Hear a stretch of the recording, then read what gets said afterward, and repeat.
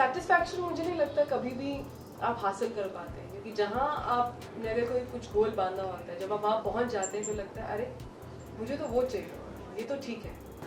पर अच्छा लगता है जब लोगों के चेहरे पर खुशी देखती कि जो भी आप चाहे इंडस्ट्री से हैं, आप इंडस्ट्री के बाहर से हैं, फाइनल वर्डिक्ट हमेशा ऑडियंस के पास है। और लंबा ही सही बट एक सही अपने तरीके से ये ज़िंदगी जीना आई थिंक।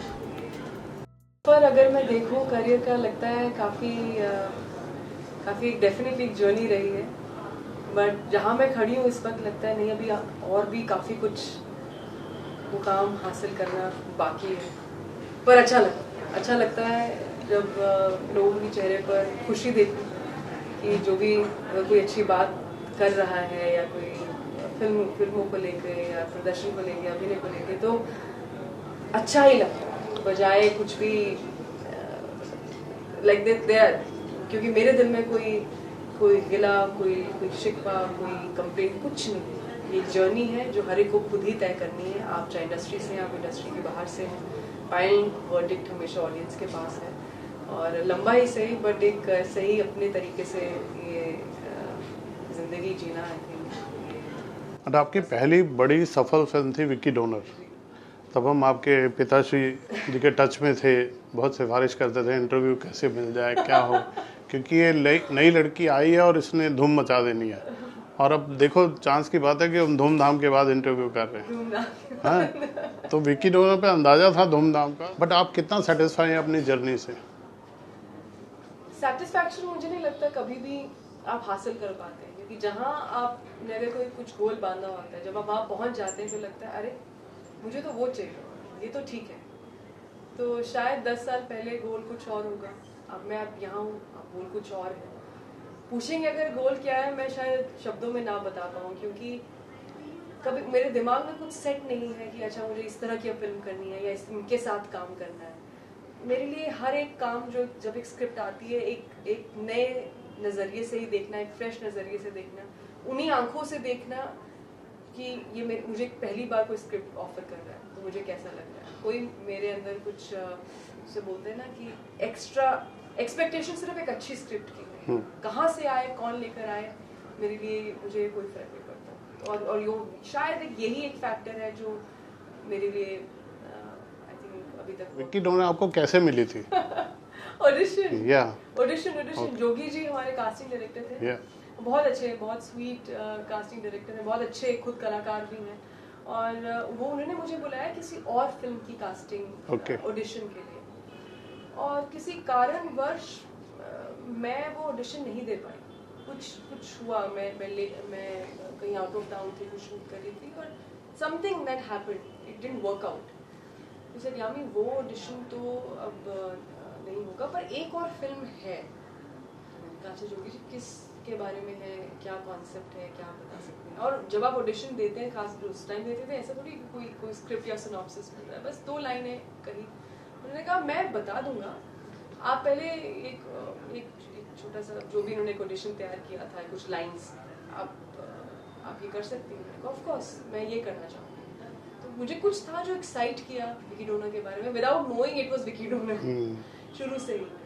तो बुलाया ना किसी और ऑडिशन के लिए था, बट दिस हैपेंड एंड और दूसरी फिल्म भी बनी, ऐसा नहीं कि वो नहीं बनी, but I mean it didn't do well the way Vicky donor did at all. तो आई थिंक किस्मत कुछ इसमें हार्ड वर्क भी है, ये जिसे बोलते हैं 1 लाख, जब आप भी तैयार हैं उस सही अपॉर्चुनिटी के लिए एट द राइट टाइम। तो डेस्टिनी भी था, हार्ड वर्क भी था, सब कुछ था, तो ऐसे मिली थी विक्की डोनर। और आर्टिकल 370 मुझे कॉन्सेप्ट सुनाया था आदित्य ने, और मैंने कहा इस तरह की फिल्म बन रही है, व्हाट डू यू फील? बहुत अच्छा है, वेरी गुड, तो आप स्क्रिप्ट दे दीजिए मुझे। तो बात तो हो गई डाइनिंग टेबल पर, बट जो स्क्रिप्ट है वो बकायदा हम पूरा प्रोफेशनल जो एक प्रोसेस से फॉलो करते हैं, which is through management and everything. ऐसा नहीं कि अच्छा घर की बात है तो चलो ये लो पढ़ लो स्क्रिप्ट। तो मुझे स्क्रिप्ट बहुत पसंद आई। मुझे लगा कि ये तो मैं नहीं जाने दूँगी अपॉर्चुनिटी, ये literally once in a lifetime opportunity है। और जो मेरे अंदर है, जो कुछ भी थोड़ा बहुत मैंने सीखा है, मैं पूरी जान डाल दूंगी। मैं सब कुछ जो एक एक्टर दे सकता है फिल्म को, mentally, physically, emotionally, in every way I am going to be there and give my best. So I think जब आप इस तरह के कहीं ना कहीं आप एफर्ट से जुड़ जाए, तो उसे बोलते हैं ना, यूनिवर्स सुन रहा होता है, देख रहा होता है, कोई ना कोई आपकी बात जरूर सुन रहा होता है, and they will always give you the reward back. Aditya से तो फर्स्ट मुलाकात उरी के सेट पर हुई थी, बट हमारी बातचीत जो आप कह सकते हैं, वो प्रमोशंस के बाद ही शुरू हुई थी। प्रमोशंस में बहुत सारे पूरी स्टार कास्ट होते हैं, एक्टर्स होते, घूम फिर के जब तक आपके पास आप नंबर 5 पे होते हैं सवाल जवाब के लिए। तो मैं जब सुन रही थी और या वो मेरी बातें सुन रहे थे, वहाँ पता चलता है कि अच्छा एक पर्सनली जो आपकी चॉइसेस हैं या एथिक्स हैं या जिस कल्चर से हम आते हैं वो बहुत सिमिलर है। तो बस वहीं से कहीं ना कहीं एक जिसे कहते हैं दोस्ती की। मैं प्रोड्यूसर नहीं हूँ नीरज जी, प्रोड्यूसर आदित्य धर हैं, उनके भाई उनके साथ लोकेश धर हैं, मैं बतौर एक्टर हूँ। मैं of course always rooting for Aditya as his wife. And जब हम सेट पे हमने जब काम किया है आर्टिकल 370, ऐसा कुछ नहीं है कि अच्छा ये होम प्रोडक्शन है तो आप कुछ मिजाज बदल जाएगा।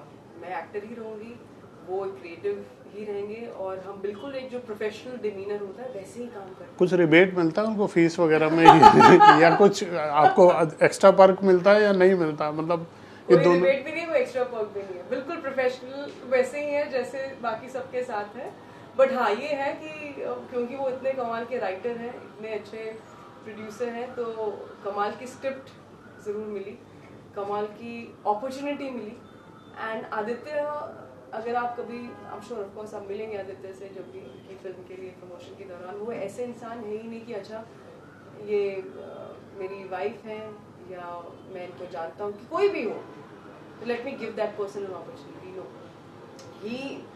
ही बिलीव्स दैट अगर आप में टैलेंट है एंड ऑफ कोर्स आपको बेस्ट अपॉर्चुनिटी दी जानी चाहिए regardless of any personal connection. He believes that I'm a decent actor, so that's why he gave me that opportunity. और धूमधाम में जो आपके हेजिटेशन थे, जो आपने बोल्डनेस दिखाई, जो मम्मी सिस्टर किया, उसके बाद अब क्या रिस्पांस आ रहा है लोगों के? अब तो बहुत फोन कॉल्स आए होंगे ना? बहुत सारे डायरेक्टर्स, बहुत इंडस्ट्री से बहुत मैसेजेस आए, कॉल्स आए हैं, कुछ ऐसे नामों के, ऐसे मेकर्स के जिनको आपने कभी उनकी फिल्में देखी थी और लगा कि अच्छा एक फैन मोमेंट एक होता है।